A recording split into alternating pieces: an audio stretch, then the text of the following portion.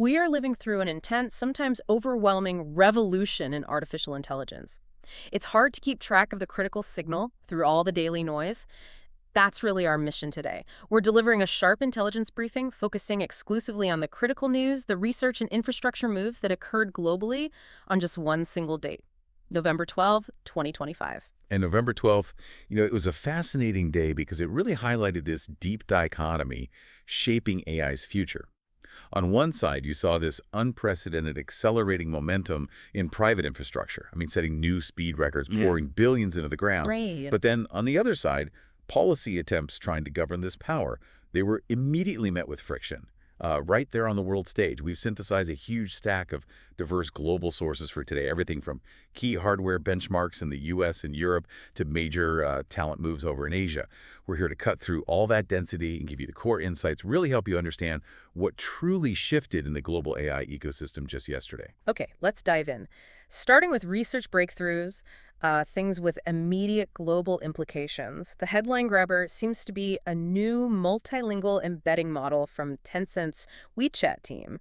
Column embedding Gemma 3 12B 2511.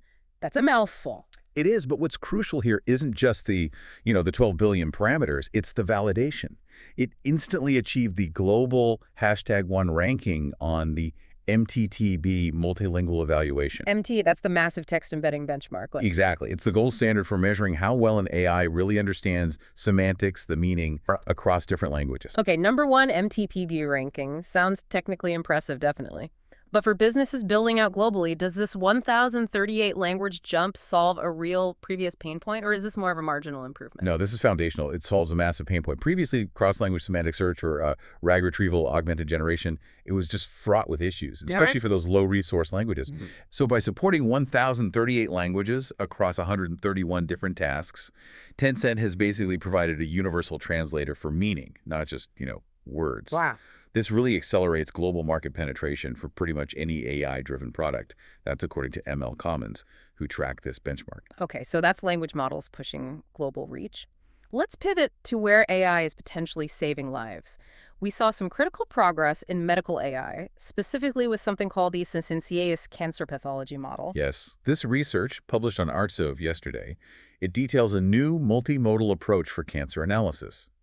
What the researchers did was integrate standard histopathology images, those are the stained tissue slides pathologists look at, with something called spatial transcriptomics data. Spatial transcriptomics. Okay, what's that exactly? Think of it as detailed genomic information, but it's mapped directly onto the tissue structure. So they're connecting the where of the disease, its location in the tissue, with what the underlying genetic activity. I see. So why does merging those two matter so much for analyzing cancer? Well, it creates a much more comprehensive view. It improves classification accuracy because it helps spot these subtle patterns that, frankly, human analysis might miss. And its technical merit, its clinical relevance, that was validated by its acceptance at WACV 2026. That's the Winter Conference on Applications of Computer Vision. Got it. Acceptance at a major conference. And finally, in the research segment, we need to touch on this move towards verifiable AI systems. Exactly. Deep Proof Log was introduced yesterday. This is described as an efficient proving system. It combines deep learning with logic programming and probabilistic reasoning. It's targeting these computational efficiency challenges in neurosymbolic AI. Okay, neurosymbolic, combining neural networks with traditional logic. Why should you, the listener, care about efficiency here? Because explainable AI, XAI, is absolutely critical if we want to build verifiable systems. Think safety-critical domains like autonomous driving or, say, drug discovery models. Explaining the why behind a decision is often legally required. Makes sense. So Deep Proof Log's acceptance at TAAI 2026 confirms this is seen as a major step towards practical, verifiable AI that we can actually trust and deploy. All right. Moving from the pure research labs to what's hitting our screens, Google's continuing its aggressive integration of Gemini. YouTube just rolled out a new interaction feature. Yes, the YouTube Ask button. Yeah. It's powered by Gemini AI, and it could be a game changer for content discovery. It lets the user ask questions about the video they're watching. It takes interaction way beyond just comments or simple search. Interesting. So you could ask, like, what was the main point of this section? Precisely. Or summarize the arguments made. This is more than just a feature. It's establishing a new default pattern for AI-assisted media consumption. It effectively makes any video content instantly queryable. We also saw a pretty significant corporate social responsibility initiative yesterday from OpenAI, focused on the U.S. That's right, the OpenAI Veteran Support Program. They announced that U.S. service members and veterans, specifically those within 12 months of separation or retirement, can get a free year of ChatGPT Plus access. That seems quite targeted. It is, and it's significant because it's really their first major initiative aimed at a specific demographic for transition support. It provides valuable AI utility directly for things like resume building, interview practice, career planning, marking a strategic shift perhaps toward targeted CSR rather than just general research grants. Meanwhile, over in China, we're seeing this continued prioritization of hardware ownership and ecosystem control. Alibaba is making a big play for the consumer space now. Yes, Alibaba launched a new AI-driven smart wearable device. The key here is the emphasis on deep ecosystem integration. This isn't just another fitness tracker. It feels like Alibaba's declaration that they intend to lead in next-generation AI-driven devices. So tying it into their existing services. Exactly. By focusing on deep integration within their own systems, they're pushing China's strategy to lead not just in the AI models, but in the physical interfaces of AI, aiming for strong commercial traction. And for anyone managing a large-scale enterprise website, there was a vital software update in the CMS, the content management system world. All right. The Drupal AI module released version 1.2.3.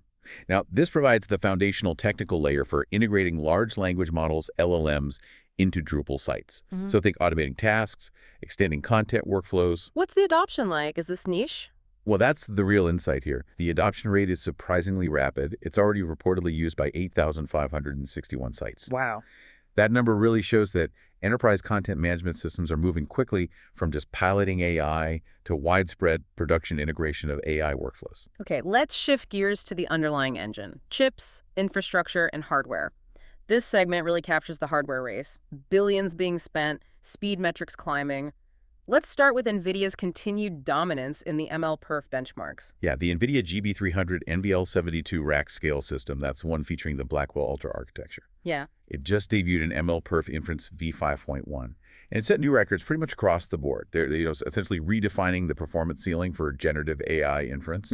They hold every per GPU data center performance record reported. What's the specific technical tweak or optimization that gave them that edge this time? It seems to be two major upgrades working together. First, there's a new data format called NVFP4.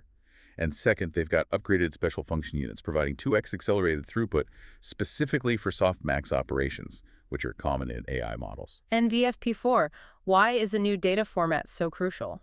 It's crucial because it basically halves the memory footprint needed for inference calculations.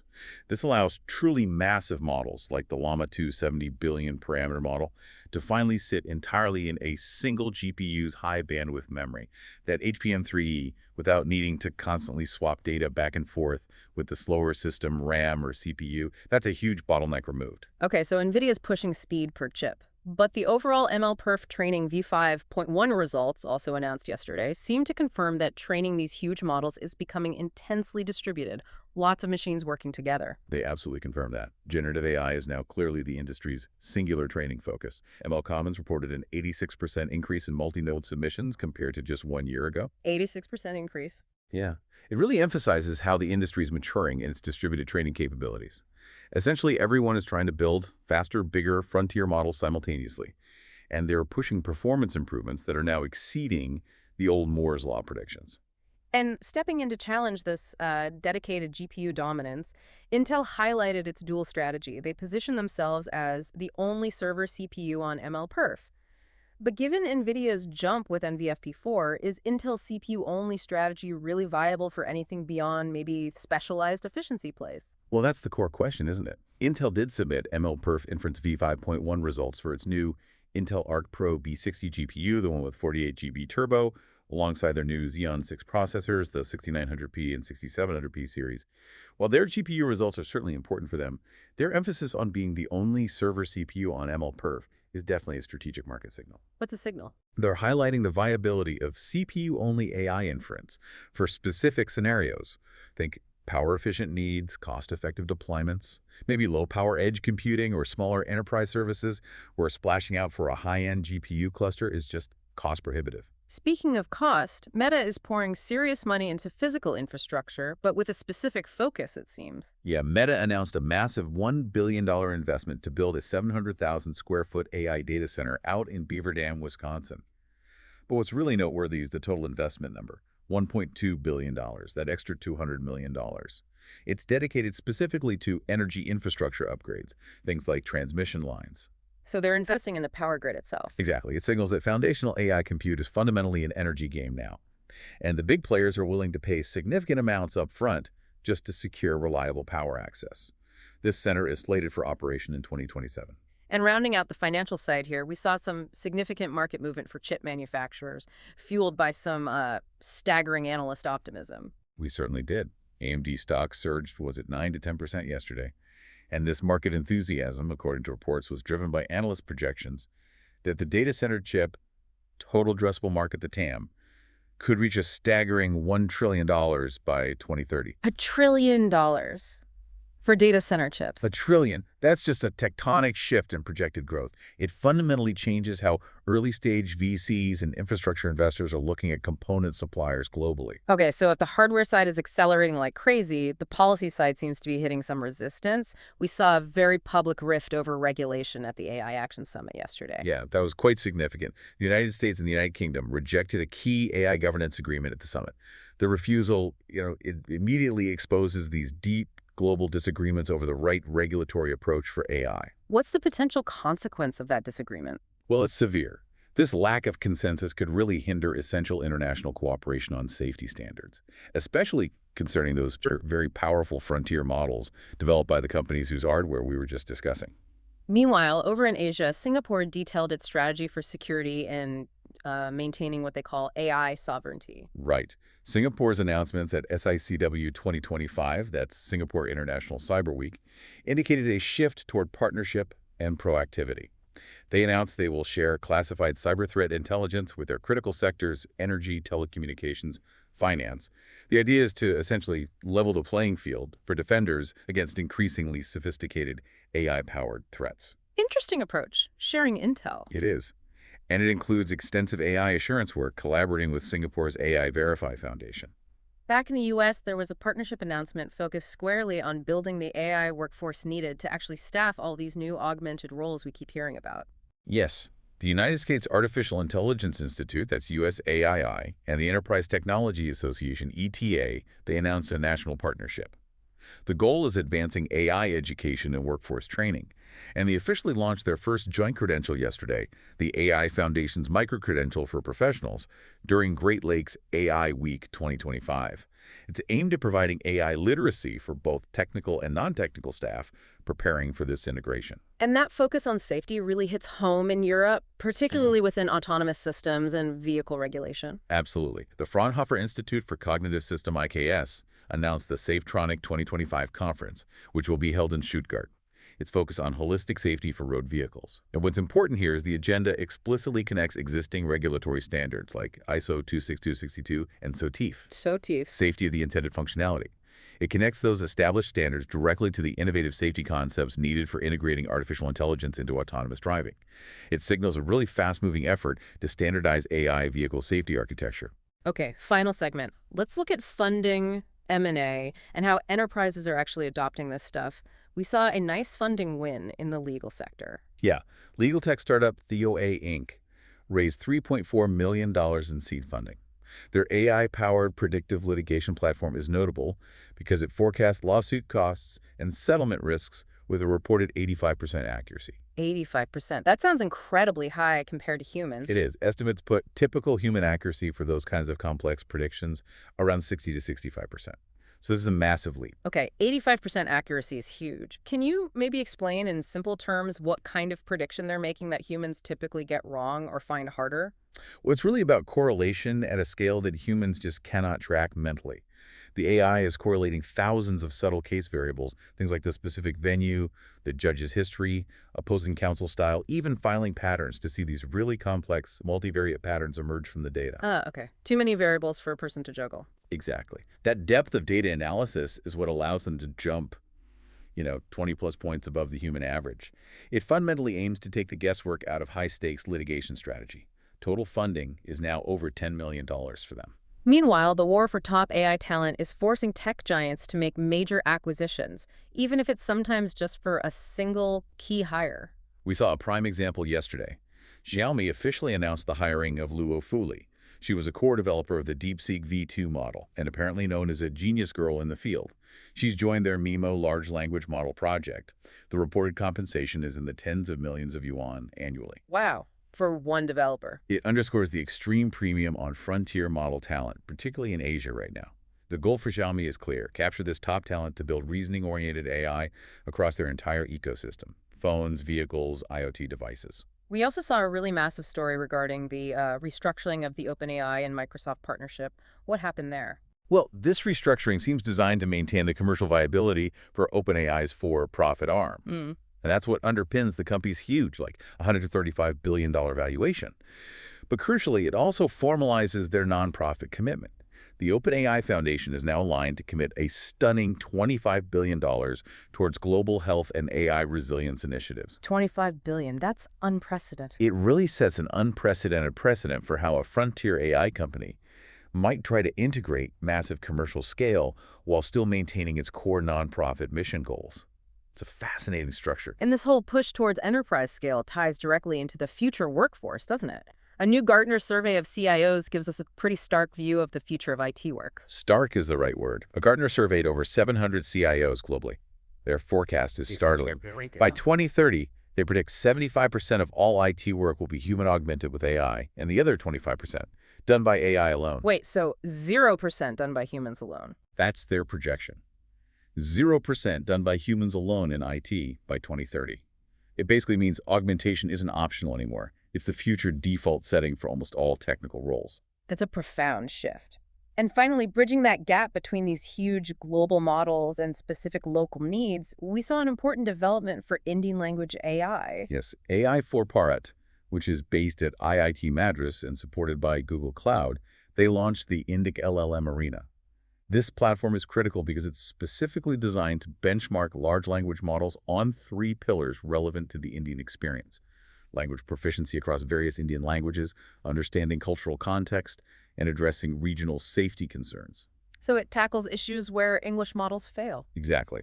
It directly addresses the known failures of current English-centric models when dealing with things like code switching, mixing languages in one sentence, and understanding local cultural nuances. It's about ensuring AI utility where it actually matters most on the ground. Okay, let's try and wrap our heads around the sheer magnitude of November 12th. We've covered everything from Tencent trying to break language barriers to NVIDIA fundamentally reshaping GPU capacity, all while governance attempts seem to stall and enterprise adoption just accelerates rapidly. If you're listening and looking to apply some of today's knowledge immediately, here are maybe 2 practical tools or areas you can action right now based on yesterday's news.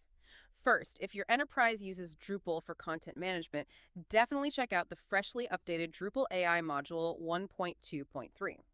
It seems like the time is right to begin integrating LLMs directly into your content creation and workflow automation there. Second, if you are working in non-English markets or dealing with really nuanced language situations, maybe explore the newly launched Indic LLM Arena for benchmarking models. It looks like the best way yet to verify if a model truly understands local context before you deploy it. Okay, let's end with the 2 standout statistics that, for me, truly define the momentum we saw packed into just that one day, November 12th. Our first number is $1.2 billion. That's the total Meta investment in its new 700,000 square foot AI data center in Wisconsin. And remember, that includes a dedicated $200 million just for critical energy infrastructure upgrades. It really shows the true foundational cost of compute today. Right. It's not just the building. Not at all. And our second number is 75%. That is the predicted portion of all IT work that Gartner forecasts will be human-augmented with AI by the year 2030. Just 6 years away now. And this, it raises a really important question for you to consider.